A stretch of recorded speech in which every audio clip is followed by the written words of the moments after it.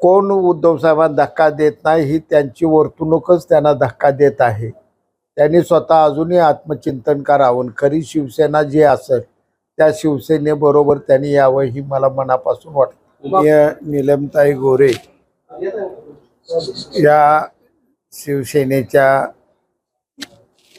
जुन्या नेत्या आहेत आणि ज्या अर्थी त्यांनी हा आरोप केलेला आहे त्या अर्थी निश्चितपणानं ही गोष्ट घडत असावी, कारण हे घडल्याशिवाय नीलमताई असा आरोप करणार नाही।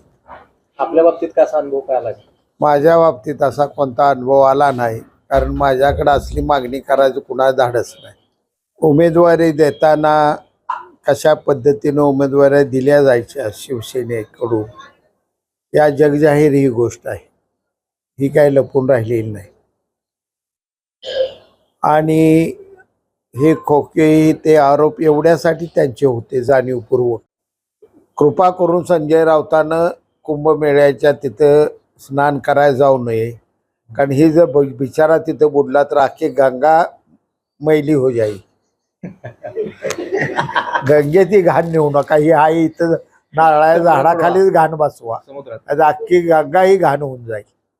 ज्या संजय राऊतांनी 19 साली हिंदुत्वाचा विचाराची राख रांगोळी करून ज्यांना हिंदुत्व मान्य नाही अशा पक्षाबरोबर सरकार स्थापन करायला उद्धव साहेबांना भाग पाडलं, त्या संजय राऊतांकडून इथून पुढे हिंदू धर्माविषयी कोणतीही चांगली अपेक्षा धरू नका। एबीपी माझा, उघडा डोळे बघा नीट।